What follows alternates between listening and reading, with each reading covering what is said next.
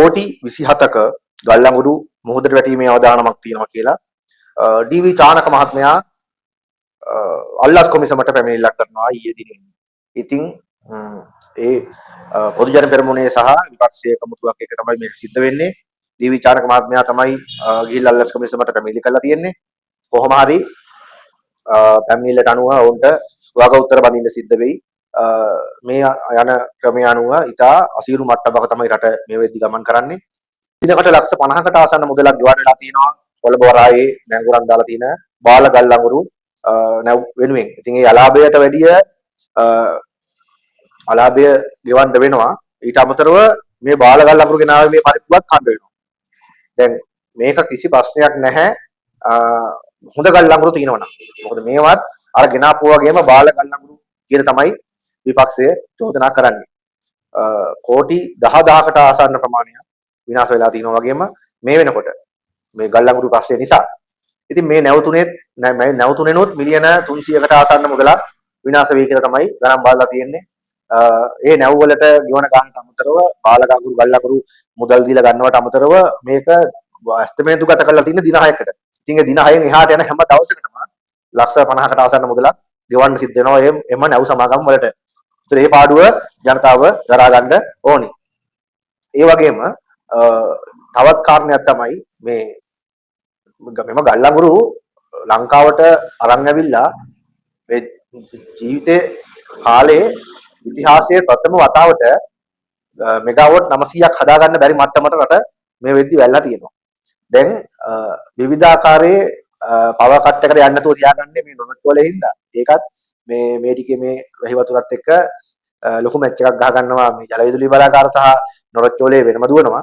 ඉතින් ඒක නිසා මේක දැන් අදගෙන ගියා මිසක් මේවා වැස්ස අඩු වෙලා ජල විදුලිය හැදීම සහ නොරොච් වලේ නැති වුණා නම් මේ වෙද්දි ලොකු අවදානමකට ව්‍යාපාර සහ ජනතාව පත් වෙන්න සිද්ධ වෙනවා මේ විදුලි බල ප්‍රශ්නෙත් එක්ක. කොහොමත් දැන් මේ කෝටි ගාන ජනතාවගෙන් අය කරගන්නේ මේකට වග කියන්න ඕනේ අයගෙන් මේක අය කරගන්නවා කියලා අනුර කුමාර දිසානායක මහත්මයා පාර්ලිමේන්තුවේදී කිව්වා. කිව්වට 118කින් වැඩි කරලා දැන් අන්තිමේදී ව්‍යාපාරිකයන්ට තමයි වැඩිපුර කියලා තියෙන්නේ. ඒක ජනතාවටම බදු බර පටවල පරිප්පු සීනි ටිකේ ඉඳලම බීලුණු ගෙඩියේ ඉඳලම ඒගොල්ලෝ හොරකම් කරපු මුදල් එකතු කරන්න පටන් අරගෙන තියෙනවා. කොහොමත් ජාතික ජන බලවේග ආණ්ඩුවේ සමාගමකට මෙම ගල්ලඟුරු ගෙන්වා ගැනීමේ ප්‍රසම්පාදන කටයුතු සිදු කිරීමේ ක්‍රියාවලිය ලබා දීම සඳහා එම සමාගම ලියාපදිංචි කරන තුරු පාර්ලිමේන්තුවේ ගැසට් එකක් ගහලා ඒ ටෙන්ඩර් කැඳවීම 3 සැරයකින් කල් දාලා 3 සැරයක් මෙම කාරණේ කල් දදා ගිහිල්ලා ඔවුන්ගේ සමාගමකට ලබා දුන්නා කියලා තමයි ඩී.වී. චානක මන්ත්‍රීවරයා ඊයේ අල්ලාස් කොමිසමට ගිහිල්ලා පැමිණිලි කරේ. ඉතින් මේවා සුළුපටු චෝදනා නෙමෙයි. මේ චෝදනා වලට අනිවාර්යෙන් උත්තර බඳින්න සිද්ධ වෙයි මේ ආණ්ඩුවට සහ නිලධාරීන්ට. දැනටත් ඊට අදාළ ඇමතිවරයාට සහ ලේකම්වරයාට සහ එම ගල්ලඟුරු සම්බන්ධ ඒ ගැටලුවට ආපු නිලධාරීන්ට නඩු පැවරීම සඳහා අල්ලාස් කොමිසමට පැමිණිල්ලක් කරලා තියෙනවා කියලා තමයි ඩී.වී. චානක මන්ත්‍රීවරයා සඳහන් කරේ. ඉතින් කදිරගමරලා ඉන්න රජයක මාල්පැල ඉන්න රජයක මේ වගේ දේවල් අපි බලාපොරොත්තු වෙන්නේ නැහැ. කොහොම හරි රට ඉතාම අසීරු තත්ත්වයක දුවන්නේ. මේකට ඉක්මනින් විසඳුමක් ගන්න වෙයි මෙම රජයට සහ ඇමති මණ්ඩලයට. මොකද ඇත්තටම අර අරගල කාලේ තිබුච්ච තත්ත්වයටම රටපත් වෙනවට ඇත්තටම දේශපාලන මතය මොකක් වුණත් අපි කැමති නැහැ. රට බංකොලොත් වෙනවට ආයෙසරයක් අපි කැමති නැහැ. මොකද රනිල් වික්‍රමසිංහ මහත්මයා කිව්ව එක සැරයක් මේ ගිය පාර රට බංකොලොත් වෙලා ඔබ බාර අරගෙන රට මේ තත්ත්වයට අරන් ආවා.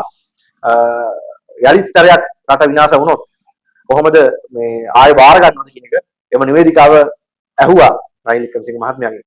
ඒ වෙලාවේ රනිල් වික්‍රමසිංහ මහත්මයා කල්පනා කරලා කිව්වා ඔව් ඒක බාරගත්තා. නමුත් ආයෙසරයක් මෙහෙම විනාශ වුණොත් රට බංකොලොත් වුණොත් මේක ගලව ගන්න හැකියාව තියෙන කිසිම කෙනෙක් පේන්නේ නැහැ. එයාටවත් බෑ කියන එක. ඉතින් ඒ ගත්ත තීරණ 68 ලක්ෂයක් ගත්ත තීරණ අපිට පළ දෙමින් පවතිනවා. අපි කියන්නේ මේ රජයේ පත්වීම වැඩි කියලා. මේ රජයේ මේකට කරගෙන යන්න තියලා බලන්න ඕනි කොහොමද කියලා. මොකද මේ රටෙන් විනාශ වෙලා යන ඩොලර් ප්‍රමාණය අර ඕස්ට්‍රේලියාවේ හැකරුන්ට කියලා ගිය සල්ලි ප්‍රමාණය තැපැල් දෙපාර්තමේන්තුවේ ගිය මිලියන ගානක සල්ලි ප්‍රමාණය මේ යන්නේවා ඉතින් මේ විදේශ විනිමය යන්නේ දැන් 아무තු දෙයක් නෙවෙයි මේ ගෘහ සේවක සේවිකාවෝ ගිහිලා රට ඉඳලා හම්බ කරගෙන සල්ලි වංචා කරන්න සහ පිල්ලි ගහන්න සහ විනාශ වෙන්න ඉඩ යන්න තියෙන්නේ. ඉතින් මේකට සම්බන්ධ විසඳුමක් අනිවාර්යෙන් ඉක්මනින් ගන්න සිද්ධ වෙයි. අපි කියනවා මේ රජයට ගන්න කියලා. මොකද එහෙම නැත්නම් මීට වැඩිය භයානක තත්යකට අඳුරු තත්යකට රටපත් වීමේ ඉඩකඩ බොහෝ සෙයින් තියෙනවා. මොකද මහ බැංකු වංචාව කුවට වංචාවට අදාළව ටෙන්ඩර් දීපු සමාගම් ප්‍රශ්නයක් ආව නිසා මුදල් වශයෙන් එළියට ගියේ නැහැ. නමුත් මෙතනදී ඩොලර් බිලියන ගාණක් මිලියන් ගණන් වලින් අර රටටයි මේ රටටයි අර රටටයි මේ රටටයි එතකොට මේ ගල්ලංගුරු වංචාවටයි ගල්ලංගුරු නැව් ගෙනත් තියන් ඉන්නවටයි නැව් බාන්න නැතුව වරාය තියන් ඉන්නවට වෙනම ගෙවන්නේ වරයි මේවා හිතා ගන්න බැරි ප්‍රශ්න. මොකද මේවා වන්දි ගෙවන්නේ ඩොලර් වලින් මිසක් රුපියල් වලින් නෙමෙයි. ඒක නිසා මේ රජය මීටත් වැඩිය ජනාධිපතිවරයා කියන වගේ පොඩ්ඩක් කල්පනා කරලා බලන්නනේ.